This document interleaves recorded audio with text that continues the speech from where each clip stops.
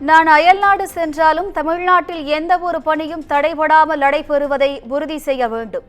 இன்று அமெரிக்கா செல்லும் நிலையில் திமுக அமைச்சர்கள் அரசு அதிகாரிகளுக்கு முதலமைச்சர் மு.க.ஸ்டாலின் கடிதம்.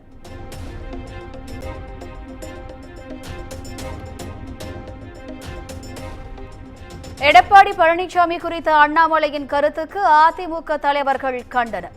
மாநிலம் முழுவதும் இரண்டாவது நாளாக அண்ணாமலையின் உருவ பொம்மையை எரித்து அதிமுகவினர் போராட்டம்.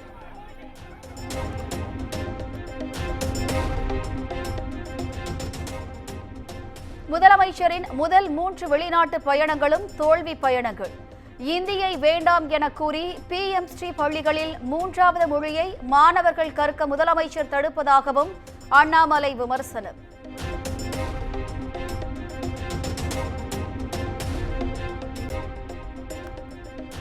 சென்னை மண்டலத்திற்கு உட்பட்ட 50 PMஸ்ரீ பள்ளிகளில் தமிழ் கற்றுக் கொடுக்கப்பட்டு வருகிறது.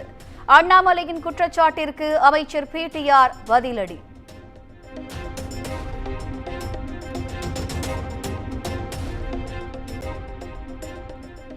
எடப்பாடி பழனிசாமி மீதான தனது விமர்சனத்தை திரும்பப் பெற மாட்டேன் என அண்ணாமலை திட்டவட்டம்.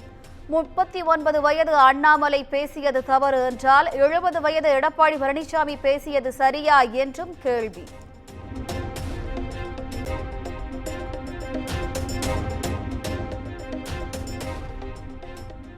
தமிழகத்தில் 23,000 மெட்ரிக் டன் கோதுமை தேவை இருக்கும் நிலையில் மத்திய அரசு 8,000 மெட்ரிக் டன் மட்டுமே வழங்குகிறது.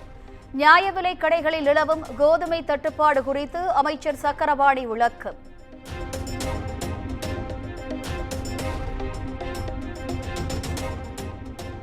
புதிய கல்விக் கொள்கையை ஏற்காததற்காக தமிழகத்திற்கான 573 கோடி நிதியை நிறுத்தி வைப்பதா?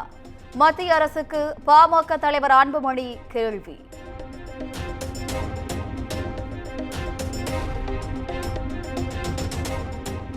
தமிழக பாஜக பொறுப்பு தலைவராக கேசவ விநாயகம் நியமிக்கப்பட வாய்ப்பு.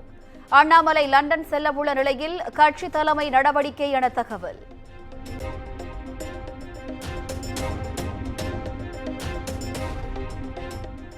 சென்னையில் விநாயகர் சதுர்த்தி கொண்டாடுவதற்கு கட்டுப்பாடுகள் விதிப்பு. நீர்நிலைகளில் விநாயகர் சிலைகளை கரைப்பதற்கான வழிகாட்டு நெறிமுறைகளை வெளியிட்டது மாவட்ட நிர்வாகம்.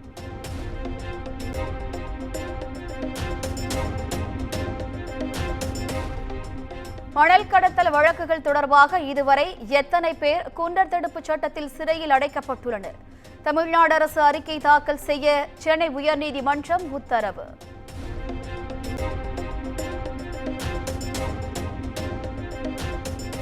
பழனி கிரிவலப்பாதை ஆக்கிரமிப்புகளை அகற்றியது குறித்து நீதிபதி தலைமையிலான குழு ஆய்வு செய்து அறிக்கை தாக்கல் செய்ய வேண்டும். உயர்நீதிமன்ற மதுரை கிளை அமர்வு உத்தரவு.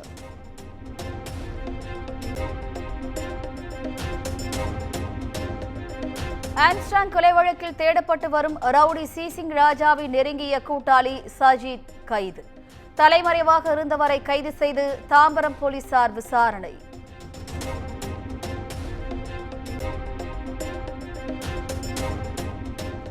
செங்கல்பட்டு புதுப்பாக்கத்தில் மாத்திரை தயாரிக்கும் நிறுவனத்தில் பயங்கர தீ விபத்து.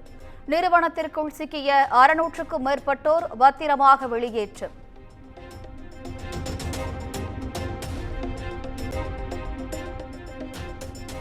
கச்சத்தீவு அருகே மீன்பிடித்துக் கொண்டிருந்த ராமநாதபுரம் மீனவர்களின் படகு கடலில் மூழ்கி விபத்து. 2 பேர் மீட்கப்பட்ட நிலையில் மாயமான 2வரை தேடும் பணி மும்முரம்.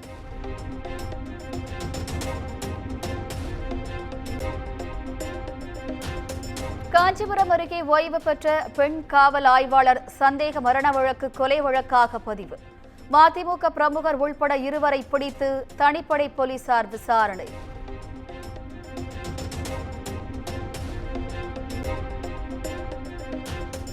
காரைக்குடி அரசு மருத்துவமனை அருகே வாங்கிய உணவில் பல்லி எழுந்ததாக எழுந்த புகார். சம்பந்தப்பட்ட உணவகத்திற்கு அபராதம் விதித்து நகராட்சி நடவடிக்கை.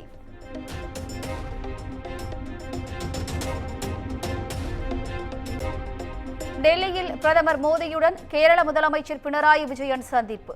வயநாடு நிலச்சரிவு பாதிப்புக்கு உதவும் வகையில் முதற்கட்டமாக 900 கோடி ரூபாய் ஒதுக்க வலியுறுத்தல்.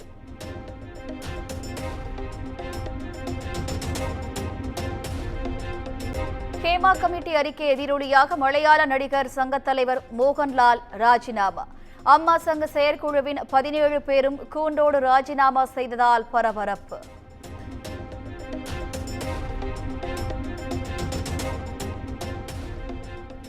உக்ரைன் பயணம் குறித்து ரஷ்ய அதிபர் புதினுடன் பேசியதாக பிரதமர் மோடி எக்ஸ் தளத்தில் பதிவு. மோதலை தவிர்த்து அமைதியை மீட்டெடுப்பதற்கான இந்தியாவின் நிலைப்பாட்டை வலியுறுத்தியதாகவும் தகவல்.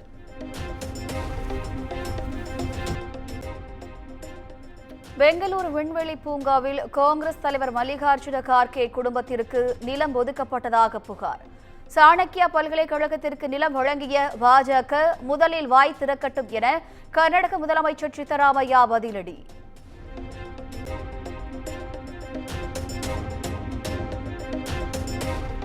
நடிகர் சூரி பிறந்த நாளை ஒட்டி போஸ்டர் வெளியிட்டு வாழ்த்திய விடுதலை 2 படக்குழு. வெற்றிமாறன் இயக்கத்தில் விஜய் சேதுபதி, மஞ்சு வாரியர் உள்ளிட்டோர் நடித்த படம் விரைவில் வெளியீடு.